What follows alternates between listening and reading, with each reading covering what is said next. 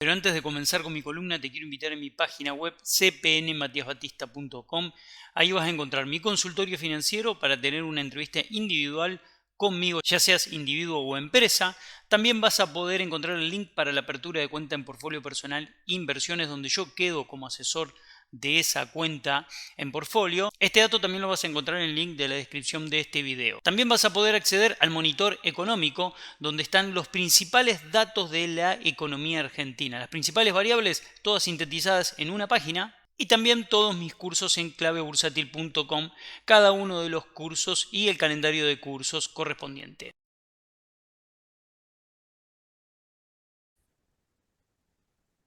Bueno, muy buenas a todos los miembros de la comunidad. Estamos acá para hacer una evaluación del primer año de gestión de Javier Milei, analizar qué fue lo que pasó, qué consecuencias tuvo, qué podemos esperar y bueno, y qué nos planteábamos nosotros hace un año, en qué acertamos, en qué nos equivocamos, con toda la humildad del caso, aceptando que Milei sorprendió a propios extraños con muchas de las medidas que tomó y incluso con el resultado que fue teniendo a lo largo del año. Antes de arrancar hay que decir que heredó una situación tremendamente difícil, probablemente una de las herencias más complejas que le toca resolver a un presidente, y en el marco de un proceso inflacionario tremendamente desatado, que tenía un nivel de emisión lanzado tremendo y al mismo tiempo un déficit fiscal y cuasi fiscal muy complejo de resolver, bueno, que requería un trabajo realmente muy complejo y muy de cirujano para evitar que eso se desborde, ¿no? Entonces, en este sentido hay que decir que el quilombo que heredó fue tremendo. El quilombo que dejó Alberto, que dejó Massa a cargo del Ministerio de Economía, fue realmente muy delicado para las decisiones que tenía que tomar de entrada el nuevo gobierno. Dicho esto, antes de comentar qué es lo que ocurrió en en estos 12 meses, quiero hacer un paréntesis en una cuestión. Nosotros hicimos un video el año pasado, está acá en YouTube, en mi canal de YouTube, hicimos varios videos y muchas notas antes de la asunción de Milei, y en ese marco nosotros dijimos varias cosas de las cuales hemos acertado. Fueron aciertos muy quirúrgicos los que hemos tenido en aquellas cosas que decíamos que iban a ocurrir. Lo primero que dijimos es, no se puede dolarizar sin dólares. Y muchos nos cuestionaban acá abajo en los comentarios, y hoy pasó un año y yo me río porque digo, no se puede dolarizar sin dólares. No hay forma de dolarizar sin dólares. Y si querés dolarizar sin dólares, o con los dólares que tenías en ese momento, el precio que iba a tener el tipo de cambio va a ser, yo me acuerdo que decía, no me animo a decirlo porque no tengo ni idea cuál va a ser ese precio. Porque había en el mercado gente que decía un número, otro que decían otro número, otro que decían otro número. Para no quedar preso en un número, yo lo que dije es, no hay forma de dolarizar sin dólares, y uno, si tiene que dolarizar con los dólares que tiene hoy, en la economía, la situación va a ser caótica. Bueno, alguien lo convenció en el camino a Milei de que la dolarización no era una buena opción, pero no solo por eso, sino también no era una buena opción, y de hecho Milei cambió su discurso, y en buena hora que haya cambiado su discurso, que haya sido abierto para cambiar su discurso, y lo hayan convencido de que dolarizar genera un problema muy grande. Quedás atado a una moneda que no emitís y quedás atado a lo que ocurra con el fortalecimiento o debilitamiento de esa moneda. Hoy el dólar se fortalece, por ejemplo, contra las monedas de los países emergentes, y vos tenés un problema porque estás atado a esa moneda y no tenés capacidad de ejercer una política monetaria autónoma. Entonces, primer punto, no se puede dolarizar sin dólar, el gobierno lo entendió y así no lo hizo. Segundo punto que nosotros marcábamos en aquel entonces. Nosotros decíamos, salida del cepo rápida, como propone Milei, tiene un riesgo implícito brutal. ¿Por qué? Porque el riesgo implícito es que todos corran hacia el dólar y que esa corrida hacia el dólar genere una estampida inflacionaria posterior. Milei insistía, en salida del cepo rápida, nosotros decíamos, tiene que ser gradual esto, tiene que ser, y recuerdo acá los comentarios donde decían, gradualista, ¿qué gradualismo? Eso es masista, larretista, me acuerdo que decían, chicos, gradualismo, a ver, las herramientas están para que las usen todos los ministros de Economía y todos los candidatos. Por lo tanto, es correcto lo que hace Milei de ser gradual en la salida del cepo. Evidentemente, el equipo económico que cambió, porque iba a tener otro equipo económico, cambió, ese equipo económico le dijo, tenés que ser gradualista, porque si vos salís del cepo de un día para el otro va a ser con ruptura de contratos, va a ser con un plan Bonex, para no tener una hiper. Que era quizás lo que algunos dentro del equipo económico de Milei proponían. Y evidentemente Milei tuvo la suficiente inteligencia para decir, no, voy con el equipo económico que me está proponiendo algo más razonable, más conservador, sin ruptura de contratos, y lo celebro que Milei haya cumplido con esa parte de ser gradualista en la salida del cepo. Por lo tanto, eso es importante. Una salida del cepo hubiera sido caótica, sin dólares, porque también salías en ese momento sin dólares. Lo otro que dijimos, y están los audios acá, que les voy a traer, es, miren esto, no va a haber hiperinflación, dijimos. Va a haber una especie de rodrigazo y vamos a encontrarnos con una fuerte suba en todos los precios y con una caída muy fuerte en la actividad. Por lo tanto, no es como dice Milei que vamos a decir una estanflación, vamos a una gran recesión con inflación y con inflación muy alta, con pérdida muy fuerte del poder de compra de los salarios. ¿Qué es la estanflación? Es el estancamiento económico. Yo no digo que va a ser un estancamiento económico, yo creo que va por más. Las medidas van a producir algo más, un recorte muy fuerte en el PBI con inflación. Recesión con inflación fuerte, como la que podemos llegar a tener en la próxima etapa de Milei. Matías, discúlpame, ¿podemos tener estanflación más hiperinflación?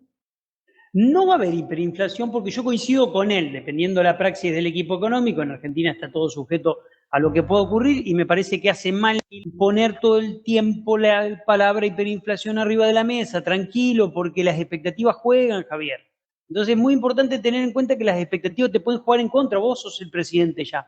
Entonces él pone sobre la mesa todo el tiempo, vamos a una hiper, vamos, digamos, la película que él pinta es una película de terror, entonces, claro, el mercado se te puede empezar a sobrecubrir y te podés comer un mes entero cuando asumas de una inflación tremendamente agresiva. Así, cuidado porque puede ser rehén de sus propias palabras. Cuando se produce una estanflación, y yo creo que va a ser recesión con inflación, tenés un problema. Los ingresos de todos los argentinos caen en relación a cómo crecen los precios. ¿Se acuerdan que yo dije el lunes? Milei tiene que articular muy bien qué pasa con los precios y qué pasa con el salario. Si la solución es que todos los precios se sinceren y el salario quede retrasado, cosa que viene pasando con Macri y con Alberto, pero puede pasar muy agresivo porque vos vas a sincerar todos los precios de la economía de un día para el otro o de un mes para el otro, y eso va a hacer que el salario quede muy anémico y que pierda mucho poder de compra. No, me van a decir, Matías, ¿ya viene perdiendo? Sí, yo estoy diciendo que viene perdiendo y que no aguanta más el salario para seguir perdiendo. La forma en la cual se está planteando resolver el problema a mí no me gusta. ¿Por qué? Porque me van a decir, no, lo que pasa es que el ajuste es necesario, está todo bárbaro. Pero el ajuste tiene que tener equilibrios. ¿Por qué? Porque si vos vas a resolver después esa inflación que él dice, vamos a convivir 24 meses con inflación a costa de un salario que quede anémico, bueno, cualquiera resuelve la inflación así. ¿Qué pasó? Primer semestre no hubo estanflación, porque eso es estancamiento con inflación. Esto fue una caída brutal de la actividad económica en el primer semestre con una fuerte inflación. Fue muy fuerte la inflación en el primer semestre. Por lo tanto, esa premisa de arriesgar a decir no va a haber hiperinflación, va a haber rodrigazo con altísima inflación y con caída y pérdida de poder de compra de los salarios, ocurrió.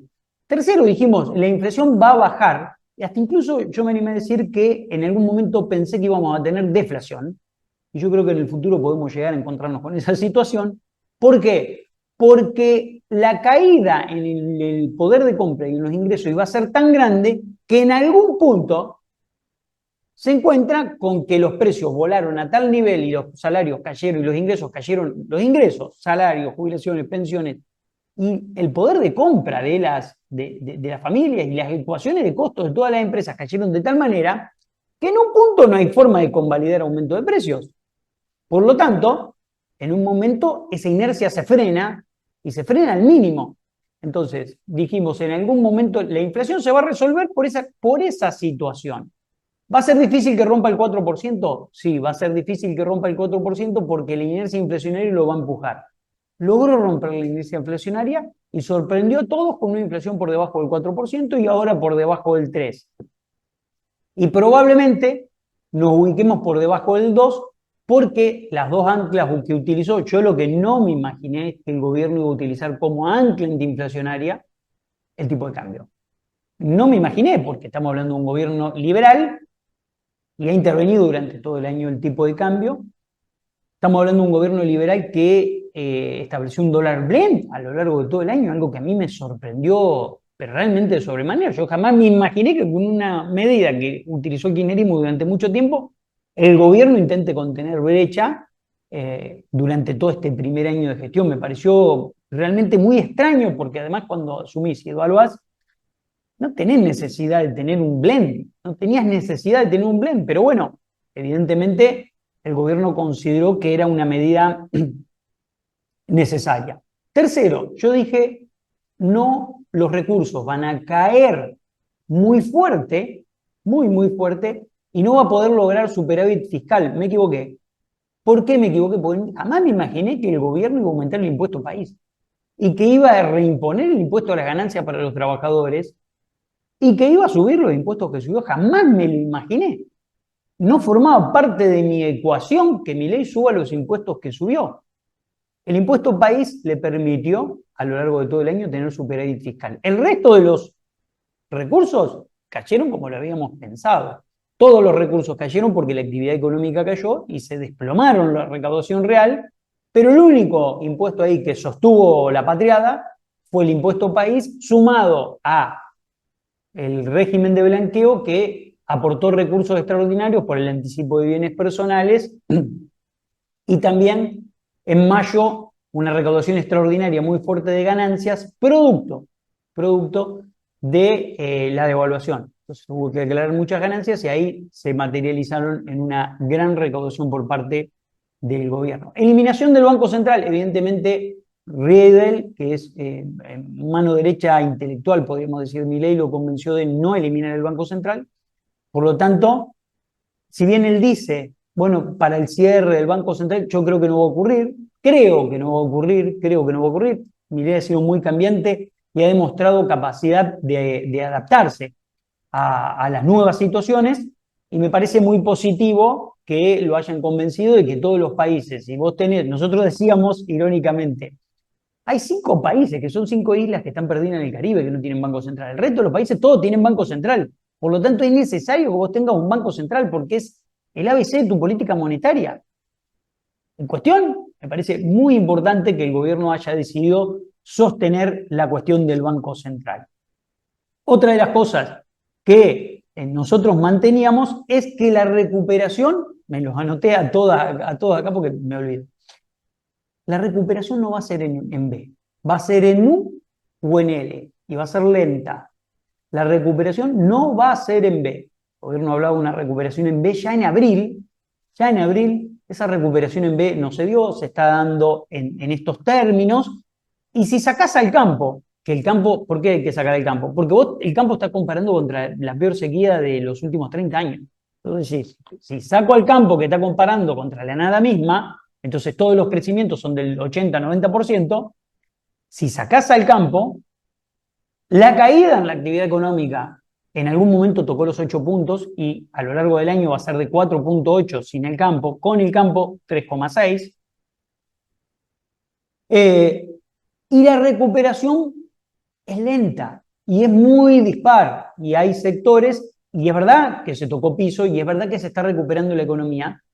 Hay sectores vinculados a la minería y vinculados a la energía que están recuperando fuerte, y hay otros sectores que no están recuperando de una manera marcada. La verdad que están recuperando muy, muy, muy lentamente. Otra de las cosas que nosotros decíamos es: la devaluación inicial va a producir un shock en precios, ese shock en precios va a hacer que pierdas competitividad y que esa pérdida de competitividad del tipo de cambio te obligue y te lleve al punto de una nueva devaluación. Bueno, eso ocurrió hasta julio y sigue ocurriendo todavía. Lo que pasa es que en julio el gobierno logró algo muy importante, un blanqueo, meter la aprobación del blanqueo, y empezó a entrar el dinero en septiembre y entró un blanqueo histórico, 22.000 millones de dólares que le permitieron suplir la insuficiencia de dólares que le deberían entrar por días normales. Hace 5 meses que la cuenta corriente de la balanza de pago está dando negativa. Así, cuidado con ese dato. Pero nosotros dijimos, vas a perder competitividad a lo largo de todo este periodo, y esa pérdida de competitividad a lo largo de todo este periodo se va a ir marcando porque vos devaluás, tenés una inflación muy fuerte, esa corrección de precios relativos que está buscando tiene que salir bien. El gobierno liberó todos los precios con su primera decisión, y esa corrección de precios relativos, yo insisto, salió mal. ¿Por qué salió mal? Y porque miren este gráfico, que es el tipo de cambio real multilateral de la Argentina. Este es el tipo de cambio real multilateral de la Argentina. Por arriba de 100 estás bien, zona verde; por debajo de 100 hasta 85 estás en zona amarilla, y por debajo de esos valores estás en zona roja. Fíjense la situación que tiene hoy el tipo de cambio real multilateral en la Argentina. ¿Qué significa esto? Que tu devaluación inicial, que te ubicó en la zona de un tipo de cambio real multilateral de 150, se corrigió por el proceso inflacionario tal cual dijimos que iba a ocurrir, y hoy estás en la zona de 80. Esto fue hace un mes. Miren ahora, esto es hoy. Fíjense dónde estás hoy. Hoy estás en la misma zona, 79.63, en la misma zona que cuando recibiste el gobierno, incluso un punto más abajo, y acercándote a la peligrosa zona en la cual Cristina Kirchner le dejó el gobierno a Mauricio Macri, 74.35. ¿Qué significa esto? Que zona verde el tipo de cambio es competitivo, zona roja es muy poco competitivo, y vas a tener problemas con la balanza comercial. No vas a generar los dólares suficientes como para sostener que esto sea sostenible en el mediano y largo plazo. Esto yo decía el otro día, hay que resolverlo ya. ¿Cómo hay que resolverlo ya? Bueno, bajando impuestos, resolviendo mediante obra pública obras estratégicas que la Argentina necesite para el desarrollo económico, para bajar los costos logísticos, etc. Pero todo eso lleva tiempo, me van a decir. Sí, lleva tiempo. Y el que está del otro lado exportando, ¿tiene tiempo? ¿La balanza comercial le va a dar tiempo a Milei? Bueno, lo veremos. Es muy importante prestarle atención a esto, porque es un desequilibrio muy notorio y muy marcado, y podemos decir, el talón de Aquiles del plan económico. Pasando a las medidas que tomó, dijimos, gran devaluación inicial. Esa gran devaluación produjo una gran licuación de precios, una gran licuación de ingresos, una gran licuación del gasto, fundamentalmente por parte del Estado Nacional, y al mismo tiempo la motosierra que no la pagó la casta, todos lo sabemos, jubilados, pensionados, las provincias, la obra pública y las universidades. Fueron los 4 sectores con mayor recorte para lograr el superávit fiscal, al mismo tiempo que se sostuvo el impuesto país y se aumentó el impuesto país para que los recursos no se caigan y no tener déficit por la teoría del perro que se muerde la cola, ¿no? Se te caen los ingresos, ajustás, volvés a ajustar, se te vuelven a caer los ingresos, etc. Un paréntesis muy importante es: ¿qué hubiera pasado con el superávit fiscal si se hubieran contabilizado todos los intereses de la deuda que se están capitalizando? Ustedes saben que hay una discusión muy grande con el superávit fiscal, y si en realidad hay superávit fiscal o no, por el hecho de que los intereses de toda la deuda que se va roleando se van capitalizando, y la mayoría, y esa deuda, como se va capitalizando, no devenga intereses mensuales, no se registran contablemente en lo que es el superávit déficit fiscal. Yo armé dos cuadros de cómo está el superávit fiscal financiero y global y cómo estaría en caso de contabilizar esos intereses, y este es el resultado que a mí me dio. Este es el superávit con considerando, por supuesto, este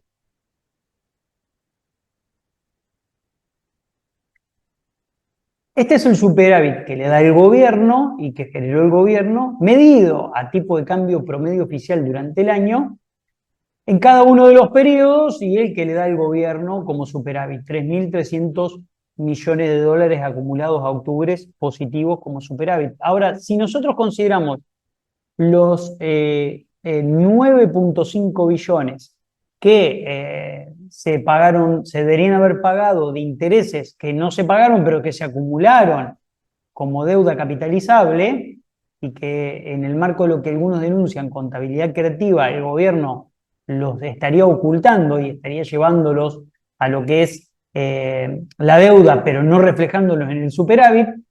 Bueno, este sería el resultado del superávit considerando los 9.5 billones de intereses de LECAPS y LEFIs que el gobierno está colocando y acumulando en el esquema de acumulación de deuda, y no lo está reflejando en el superávit o déficit fiscal. Entonces, fíjense que acá hay una discusión muy importante que se ha dado en las últimas 2 semanas en el marco de distintos economistas que plantearon esta cuestión, esta discusión, y que no deja de ser un aspecto muy interesante a observar, ¿no? Y a prestarle atención, porque todos los intereses de deuda no se reflejan en el superávit financiero o déficit financiero porque no se están contabilizando. Es un aspecto muy importante a marcar.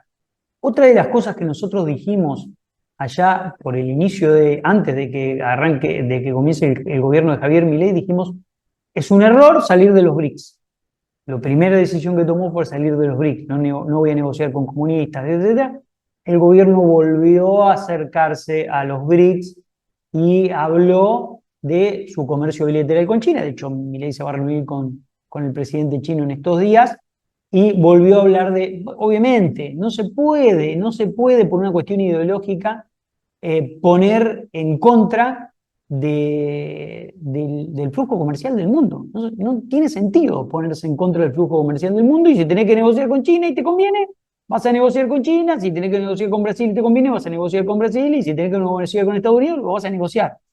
Ese alineamiento que al principio él tenía, obviamente, después nosotros dijimos, no se puede salir de los BRICS, es un error salir de los BRICS. Bueno, en buena hora que el gobierno da marcha atrás en estas cosas. Las medidas que tomó el gobierno generaron un proceso inflacionario muy marcado, muy acelerado, con pérdida muy fuerte del poder de compra y una dificultad para la reactivación del consumo muy marcada y muy palpable, ¿no? Segundo lugar, la caída de la actividad económica, que va a estar en el orden del 3.6 en el año, sacando el agro, como dije antes, a la zona del 4.8. Al mismo tiempo, la desregulación de precios en la economía generó muchísima tensión, a tal punto que el gobierno tuvo que ir a la justicia contra las empresas de servicios prepagos, médicos, contra las prepagas, porque le habían corrido los precios de una manera muy marcada y muy brutal. El gobierno decidió ir a la justicia, para mí hizo bien en ir a la justicia, porque obviamente estaban destruyendo el poder de compra absolutamente de todos los que tienen una prestación prepaga. Entonces el gobierno decidió tomar una decisión ahí que va contra su filosofía, pero que en definitiva alguien tiene que corregir los desequilibrios que produce el mercado, y el gobierno fue a corregir desequilibrios que produce el mercado, ¿no? En cuanto a los aspectos monetarios, el gobierno decidió correr, y esta me parece que fue una operación de ingeniería financiera que salió muy bien, que es la operación de correr toda la deuda que estaba en el Banco Central, yo dije el reactor nuclear, correr el reactor nuclear al Tesoro, y toda esa deuda pasó al Tesoro, y el gobierno decidió dejar estancada la base monetaria ampliada, o sea, todo lo que es la base monetaria simple, más LEFIs y pases, la estableció en 47 billones de pesos. Y está haciendo un proceso gradual en el cual, mientras aumenta la demanda de dinero por crecimiento económico y la demanda de pesos por crecimiento económico, se van liquidando las LEFIs y los pases y se va utilizando esas LEFIs y pases para atender esa demanda de crédito que va surgiendo en la economía. Esta solución es una solución muy ingeniosa que nosotros lo habíamos comentado en la charla que dimos en Clave Bursátil antes de que asuma Milei, que era una idea que estaba dando vuelta por varios economistas. Había varios economistas que hablaban de esta idea de que la monetización de la economía sea mediante la demanda de crédito, el crecimiento de la demanda de crédito gradualmente, y el gobierno piensa que en 2026 va a encontrar el punto en donde toda esa base monetaria ampliada se va a convertir en base monetaria. A mí me parece muy positivo eso y una forma muy interesante de resolverla que la venían proponiendo varios economistas y que me parece que es una decisión inteligente. Por otro lado, la masa de dinero que se corrió al Tesoro de la Nación incrementó la deuda en 91.000 millones de dólares. Acá hay un problema muy técnico, pero muy importante. Como el CRAN-LIMPEC, el gobierno decidió anclarse un CRAN-LIMPEC del 2%, con microdevaluaciones controladas, con un tipo de cambio cuasi fijo, con microdevaluaciones controladas. Si uno mira cómo devaluaba el gobierno de Alberto Fernández el tipo de cambio oficial en 2022 hasta 2020, mediados del 2023, las microdevaluaciones controladas son bastante parecidas, porque es un esquema de microdevaluaciones controladas. Esas microdevaluaciones controladas que van al 2 y una tasa que en algún momento iba al 4, al 5, empezó a acumular una deuda en dólares muy grande para el gobierno que está en el orden de creció unos 21.000 millones de dólares. Obviamente esa deuda me pueden decir, ¿se puede licuar? Sí, se puede licuar con una devaluación. Pero la intención inicial de licuar gran parte de la deuda con una gran devaluación se produjo inicialmente, pero después se revirtió ese orden. A mediados de año se revirtió con una tasa real positiva en dólares muy marcada y eso generó un aumento de la deuda en dólares de 91.000 millones de dólares. Obviamente, gran parte de eso viene del reactor nuclear que se corrió del Banco Central al Tesoro, pero gran parte también viene por el crecimiento de esa propia deuda, porque recordemos que la tasa de las LECAPs está por arriba de la tasa de devaluación del CRAN-LIMPEC. Entonces, todo el tiempo estás acumulando una tasa anual en dólares que es muy importante y es un aspecto también a considerar, ¿no? Este aspecto, desde el punto de vista monetario, en gran parte salió bien, en otra parte hay un aspecto que hace ruido, porque la pregunta es, toda esa deuda que está en LECAPs, está ahí porque está atada, porque tiene cepo, y está atada al cepo. Pero cuando saques el cepo, ¿qué va a hacer esa deuda? ¿Va a ir a sellar ganancia en dólares o no?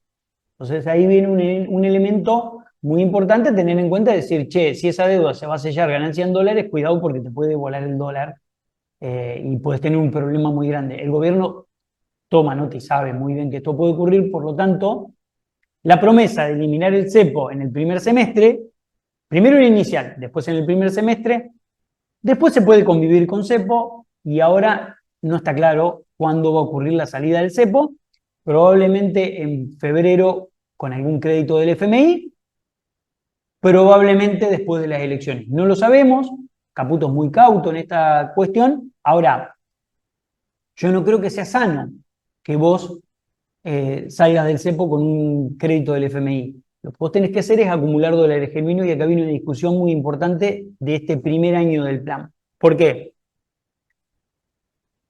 Porque en este primer año del plan, lo que vos tenés que tener en cuenta es que volcaste el 20% de tus exportaciones para contener brecha cambiaria. Y esa medida no puede continuar más. Porque la clave acá es que el gobierno tiene que acumular reservas. Y si uno mira, desde que arrancó con 11.000 millones en negativo de reservas, acumuló 6.000 netos y hoy tiene de reservas netas negativas 5.000 millones de dólares. O sea, todavía no pudiste pasar a terreno positivo. ¿Y por qué no pasaste a terreno positivo? Porque para mí fue un error muy grande esa decisión de contener brecha, volcando el 20% de las exportaciones en el mercado paralelo. Y ustedes me van a decir, bueno, pero logró demoler la brecha. La brecha se demolió con el blanqueo, no con esto, porque el blanqueo dio un shock de confianza. Porque recuerden que antes del blanqueo la brecha se había extendido y estaba en 1.500 pesos el dólar. ¿Por qué pasó eso? Porque había una expectativa grande de devaluación que se eliminó. El mercado estaba apreciando que devaluaba en septiembre. ¿Y por qué cambió de humor el mercado? Y cambió de humor porque entró un blanqueo de 22.000 millones de dólares. Es prácticamente un préstamo del FMI. Y eso le permitió, yo digo, despejar toda la niebla hasta marzo por lo menos.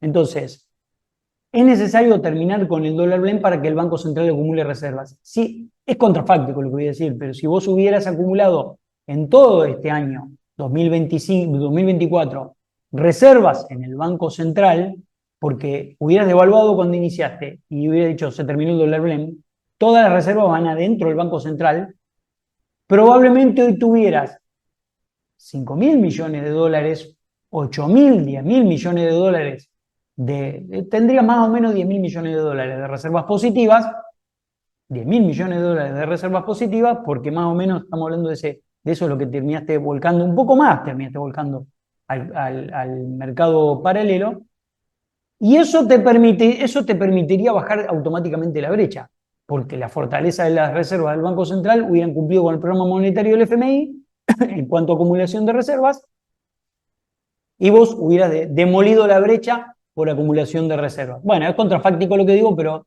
hubiera sido más sano hacerlo de esa manera y no artificialmente como se hizo de esta manera de volcar, que es una medida, vuelvo a insistir, que utilizó el kirchnerismo y que creo que la armó el kirchnerismo en el año 2011-2012. En consecuencia, otro punto a prestarle atención y una de las patas flacas del plan, digamos. El plan tiene un atraso cambiario muy fuerte y muy marcado, un crecimiento de la deuda en dólares también muy marcado, y otro punto que es qué hacemos con el blend y qué hacemos con la brecha. Para la recuperación económica, ¿qué hacemos con el blend y qué hacemos con la brecha? Es determinante.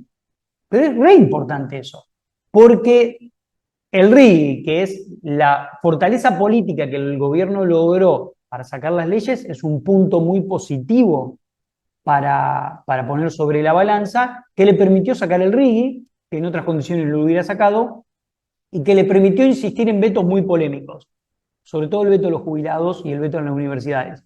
Pero independientemente de lo que opinemos nosotros, de si es polémico o no, logró los votos suficientes para sostener esas medidas. Y esa fortaleza política, desde el punto de vista del mercado, fue celebrada, ¿no?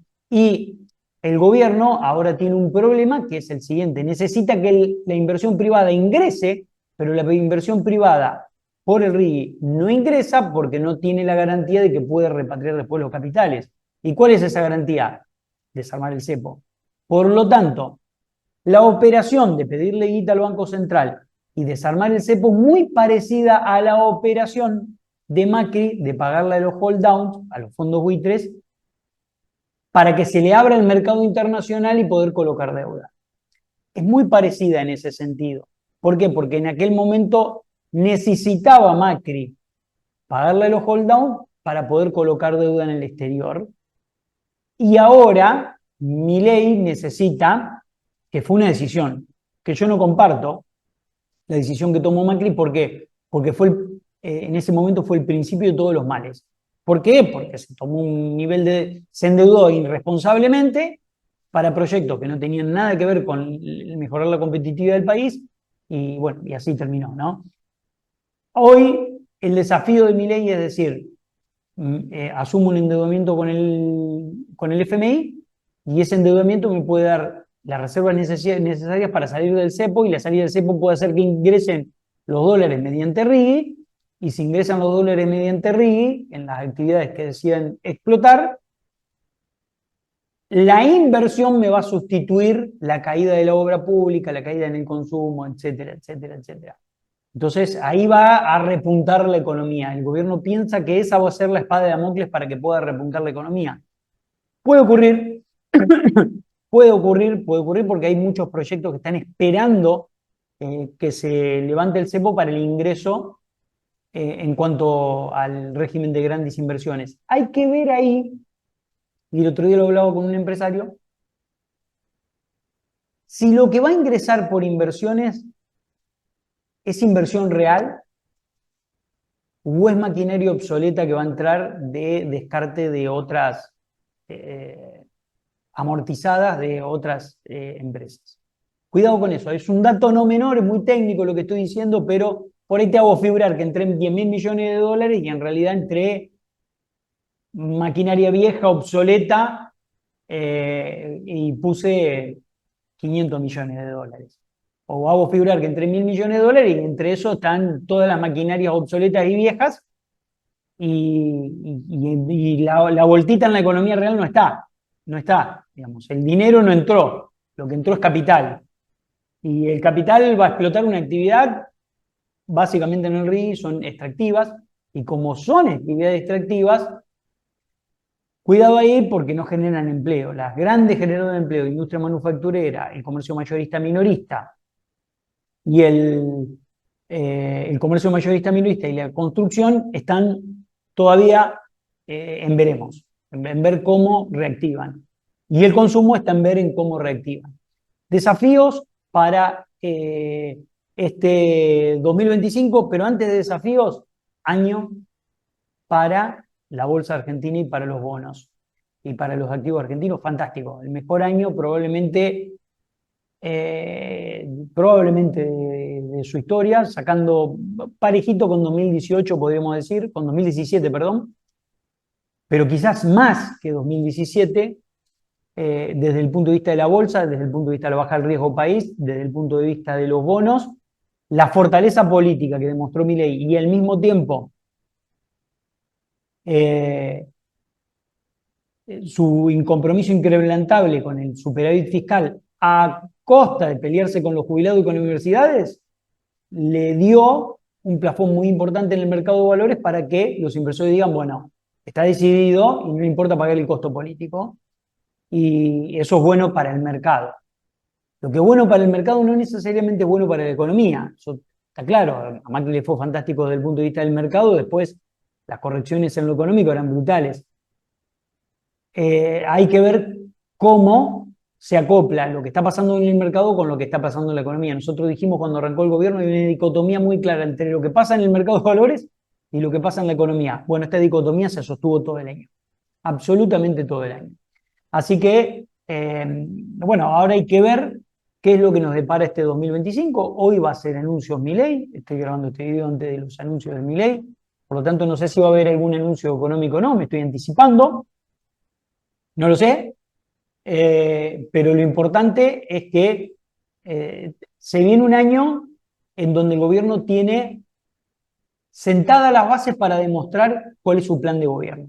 Sentadas las bases ¿en qué sentido? En que la inflación está gradualmente bajando, en que el tipo de cambio lo tiene estable, en que tiene que demostrar que ese atraso cambiario lo puede manejar y es sostenible, en que puede demostrar que la economía puede crecer, además de la minería, el agro y la energía, en que tiene capacidad de acuerdo y generar una salida del cepo vigorosa, porque una vez que se sale del cepo, no hay vuelta atrás. Si salís del cepo y volvés a imponer el cepo, es el fin de tu gobierno. Técnicamente es el fin de tu gobierno, le pasó a Macri, le pasó, bueno, Alberto en ningún momento intentó salir del cepo, y tiene el desafío de demostrar que el plan es sólido y consistente. Ahora viene, porque en el primer semestre vos tenías la brutal caída y la factura hacia el gobierno anterior. En el segundo semestre es, tocamos piso, empezamos a recuperar. Pero hoy viene un año en donde tenés que demostrar que además de los datos técnicos y los números, como pasa con el salario, vos decís, che, el salario está ganando la inflación. No, no está ganando la inflación. ¿Pero cómo que no le está ganando la inflación? Yo veo que 4 meses seguidos le está ganando la inflación, sí. Pero hacé la montañita de plata que pagás todos los meses para los bienes, los servicios públicos y los privados de lo que no te podés escapar y te das cuenta que tu salario disponible es cada vez más chiquitito. Hoy en la Argentina, con un salario promedio de $1.000, una familia está en línea de pobreza porque la canasta básica de alimentos está en esa línea. Entonces decís, con $1.000 en la Argentina, ¿estás en línea de pobreza? Bueno, ese es el desequilibrio de precio relativo del que yo insisto y hablo todo el tiempo. Porque ese mismo desequilibrio lo tienen las empresas a la hora de ¿qué? A la hora de analizar sus ecuaciones de costos. Entonces, el gobierno tiene un desafío muy grande que demostrar que vienen inversiones, además de las inversiones para el RIGI, en donde en esos segmentos extractivos hay economía de escala y todo lo que inviertas tiene una ecuación de rentabilidad muy interesante. El único problema ahí está en si voy a tener las divisas o no para pegar la vuelta, pero en el resto de las actividades, con el nivel de costos que tenés y con el margen muy escueto que te quedó, hay que ver quiénes van a invertir en una economía que tiene este nivel de precios en dólares. Y yo insisto, ustedes saben que, y coincido con lo que dice Milei, si la devaluar resuelve la competitividad, Argentina sería el campeón mundial de la competitividad. Coincido plenamente con lo que él dice. Pero también es cierto que hoy agarrás un dólar, y te vas a un kiosco y te fijas cuántos productos compras con $1 y te das cuenta que compras muy pocos.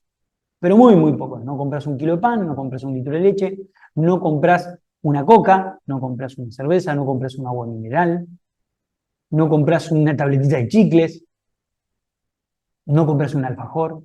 ¿Qué quiere decir esto? Que Argentina quedó muy cara en dólares. Y este es un desafío muy grande que tiene que resolver Milei.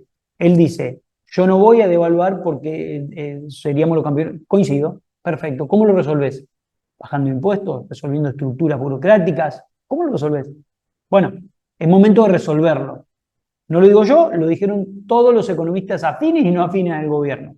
Consecuencia, se viene un 2025 donde yo creo que los puntos más complejos que tiene el gobierno, o las patas más complejas del plan, están en un tipo de cambio real multilateral muy atrasado, en un Brasil que veremos qué es lo que pasa y que te va a complicar mucho, en una balanza de cuenta corriente de egreso de divisas e ingreso de divisas que está por resolverse, en donde el turismo te va a meter muchísima presión, el turismo emisivo te va a meter muchísima presión, vacaciones en el exterior es muy barato, vacaciones en Argentina es muy caro, y la balanza turística va a ser un problema enorme, como lo tuvo Macri en el 2017, un problema enorme con la balanza turística. La importación puerta a puerta va a ser un problema también para los dólares que te van a utilizar. Vos me decís, che, no lo sacan del central, lo compran en el mercado MEP, le van a meter presión. Más si sacás el dólar blend. Está como todo atado ahí. Tenés que resolver el problema del cepo sin que todo el nivel de deuda que se consolidó en dólares te corra hacia el dólar y quieras sellar ganancias. Ahí tenés un desafío también muy grande, que es una pata muy importante del plan. Y tenés que demostrar que este plan económico puede funcionar más allá de los sectores extractivos. Puede funcionar la construcción, puede funcionar la industria manufacturera y puede funcionar el comercio mayorista y minorista con recuperación del salario real en términos de poder de compra y no en términos técnicos de los datos del INDEC, que todos sabemos que están midiendo y ponderando los servicios públicos y los privados de una manera muy chiquitita en ese índice.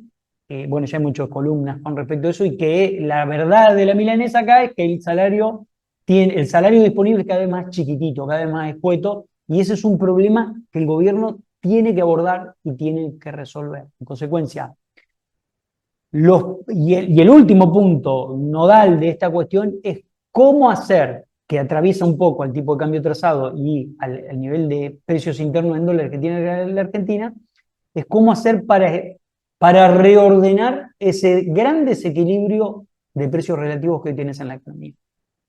Porque quisiste corregir los precios relativos, pero tenés un nuevo desequilibrio de precios relativos. No se olviden que el salario y el dólar son dos precios relativos muy importantes en la economía. Entonces hay que resolver el nuevo desequilibrio de precios relativos que hoy tiene la economía, y esos desafíos son los que tienen por delante el gobierno. Demostrar que el plan funciona, que el plan es sólido, que el plan es sostenible en el mediano y largo plazo, desatando poco a poco todas las ataduras que tiene el plan para contener la situación actual. Todas las situaciones actuales que se están conteniendo con intervención van a tener que ir desatándose en el tiempo, y eso tiene que darse en el marco de un equilibrio que no genere nuevos desequilibrios. Ese es el gran desafío que creo que tiene Milei, y ha sido un año muy difícil, ha sido un año muy complejo, ha sido un año en donde Milei sorprendió con muchas cosas que uno pensaba que no iba a tener la muñeca por su personalidad, la muñeca para resolver, en buena hora que tuvo la muñeca para resolver.